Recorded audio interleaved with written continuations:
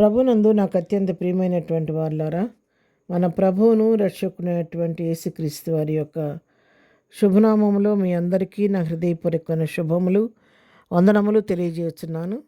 ఉదయకాల సమయంలో దేవుని వాక్యాన్ని ధ్యానం చేసుకుందాం.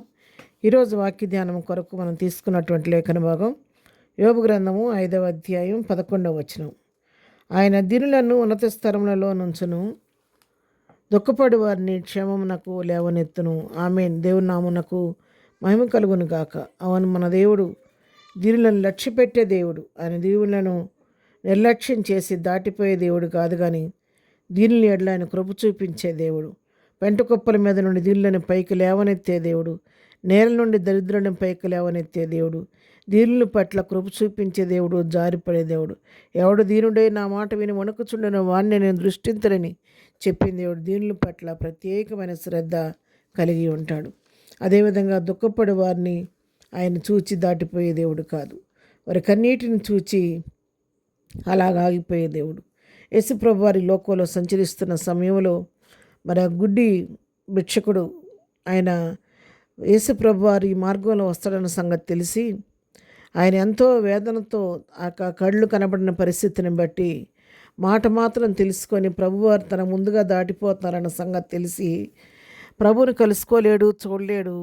తనకు సహాయ పరిస్థితుల్లో దీనుడిగా అక్కడ రోడ్డు ప్రక్కన కూర్చొని ఏం చేస్తున్నాడు? దావీదు కుమారుడా, దావీదు కుమారుడా, దావీదు కుమారుడా అని కేకలు వేస్తున్నాడు. అంత పెద్ద జనసమూహం ప్రభువుని వెంబడిస్తున్నప్పుడు కూడా ఆ యొక్క గుడ్డి భిక్షకుడు చేసినటువంటి ఆర్తనాదం ప్రభువుని అక్కడ నిలిపేసింది. వెంటనే అతని యొక్క పిలుపు విని ప్రభు అక్కడ ఆగిపోయి ఆయన దగ్గరికి వెళ్ళి అతనికి స్వస్తిచ్చి కంటి చూపించినట్టుగా మనం దేవుని వాక్యంలో చూస్తున్నాం.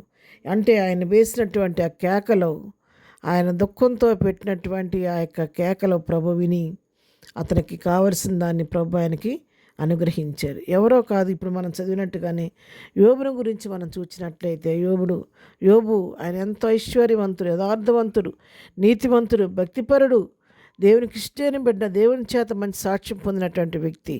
కానీ అపవాది మరి యోబు మీద వ్యాజ్యం వేసి దేవుని దగ్గర మరి నువ్వు అన్ని క్షేమంగా ఉన్నాయి కాబట్టి భయభక్తులు కలిగి ఉన్నాడు, నీ కంచెను తీసివేయి, అప్పుడు చూడు ఏం చేస్తాడని చెప్పని ఒక సవాలు విసిరి సాతాను వచ్చి యోబుని ఎంతగానో శోధించింది. తనకు కలిగిన సమస్తాన్ని దొంగిలించింది. తన యొక్క చివరికి తనకున్న ఆస్తి అంతా, తనకున్నటువంటి పశువులు మరియు ఒంటెలు మరియు ఆడుగాడిదలు ఏంటి, మగగాడిదలు ఏంటి, మరి అన్నిటిని ఎద్దులు అన్నిటిని కోల్పోయాడు. ఇవన్నీ కోల్పోవటం ఒక ఎత్తు అయితే, చివరికి తన గర్భమున పుట్టిన బిడ్డలందరూ కూడా చనిపోయారు. ఎంతో మరి నిస్సహాయ పరిస్థితులు, ఎంతో దుఃఖంలో ఉన్నాడు, దీనుడైపోయాడు. చివరికి శరీరం ఉన్న ఆరోగ్యం కూడా తను విడిచిపెట్టిపోతే శరీరం అంతా మరి కురుపులతో అవి పెట్టి దురద సహించలేక చిల్లపెంగుతో కూర్చొని బూడిదలో కూర్చొని గోనిపట్ట కట్టుకొని చిల్లపెంగుతో ఆ దురద తట్టుకోలేక గోక్కుంటూ కూర్చున్నటువంటి పరిస్థితి యోబుది. అయితే యోబును చూచినప్పుడు తన ప్రక్కన ఉన్నటువంటి తన స్నేహితులు తోలనాడి మాట్లాడారు, కానీ దయగలిగిన దేవుడు యోబును విడిచిపెట్టలేదు.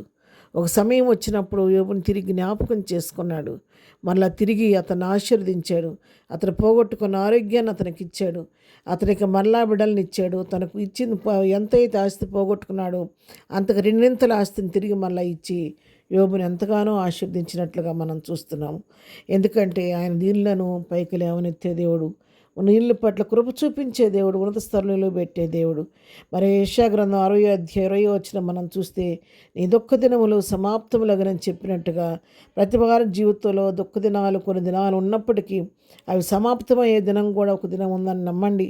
ఆ విధంగానే యోబు జీవితంలో కొంతకాలం బహుగా శోధించబడిన తర్వాత మనం ఎవరిని చూసినా యోబు అంతగా శోధించబడిన వారి లోకంలో ఎవ్వరూ లేరు. అయితే ఒక గడియ వచ్చినప్పుడు దేవుడు ఆ దుఃఖం నుంచి తను విడిపించి తిరిగి మళ్ళీ అతని పైకి లేవనెత్తినట్టుగా ఇదైనా వాక్యం నీతో నాతో కూడా ప్రభు మాట్లాడుతున్నాడు.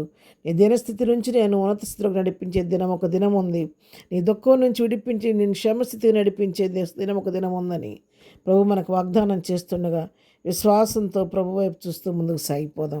ప్రార్థన. ప్రేమ కలిగిన తండ్రి, పరిశుద్ధుడా, నీకు వందనాలు. ఉదయకాలం మాకు ఇచ్చిన శ్రేష్టమైన వాక్య భాగాన్ని బట్టి నీకు వందనాలు.